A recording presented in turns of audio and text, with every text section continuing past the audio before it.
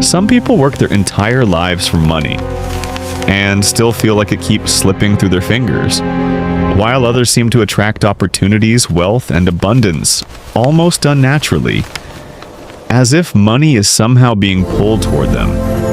And that raises a dangerous question. What if money is not just something you earned, but something you unconsciously repel? Because the truth is, most people don't have a money problem. They have an identity problem. Their habits say they want wealth. Their words say they deserve abundance. But deep underneath that, their nervous system still feels safer in survival. And money can feel that. Because whether people admit it or not, wealth often follows energy before it follows effort. But the strange part is, most people spend their lives trying to manifest money without realizing they are mentally trained to reject it. Segment 1. Why most people secretly push money away. From childhood, most people inherit beliefs they never chose. Money is hard to make.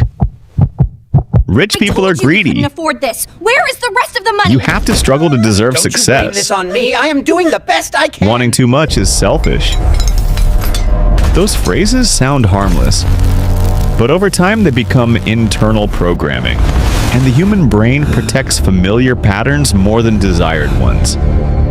That means even when someone says they want wealth, their subconscious may still see wealth as dangerous. Dangerous because it feels unfamiliar. Dangerous because it could change relationships. Dangerous because it could create responsibility. So without realizing it, people sabotage themselves. They procrastinate, undervalue themselves, miss opportunities, or create chaos right when money starts coming in. And here's where it gets unsettling.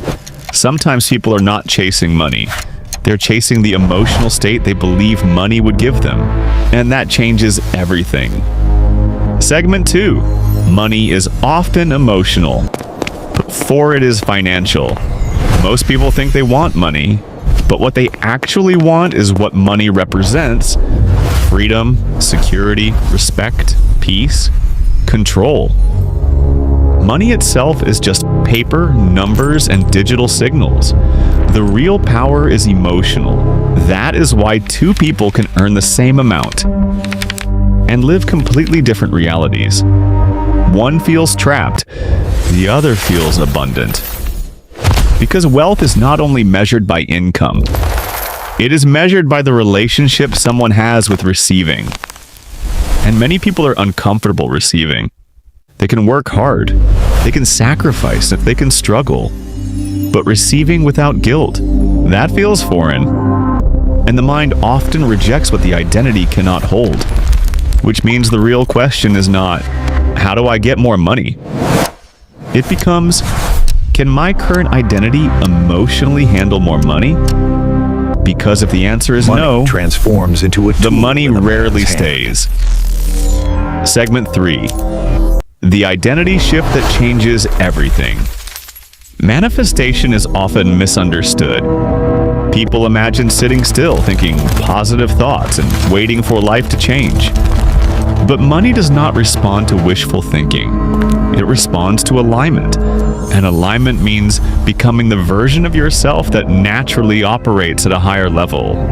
Wealthy people often think differently before they earn differently.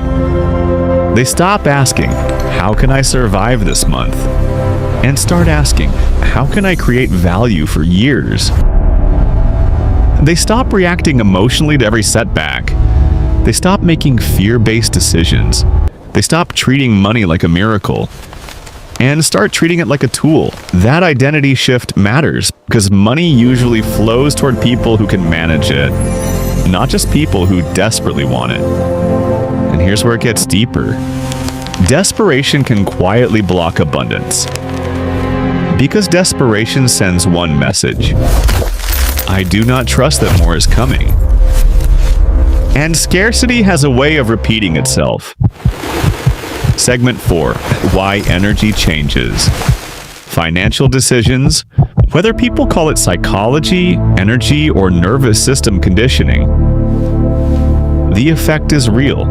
A stressed mind makes poor financial choices. Fear creates blame this short-term on me. I am thinking. doing the best I can. Anxiety creates impulsive spending. Low self-worth creates undercharging. And emotional instability creates inconsistent action. That means many people are not broke because they lack intelligence. They are broke because their internal state keeps creating external patterns. When someone constantly feels fear, their decisions often reinforce fear. But when someone feels grounded, their choices become sharper. They negotiate better. They spot opportunities faster. They protect what they earn. They think beyond survival. And over time, small emotional shifts can create massive financial differences. That is why some people appear lucky. But often what looks like luck is simply a calmer mind making better decisions repeatedly. And that creates a powerful illusion.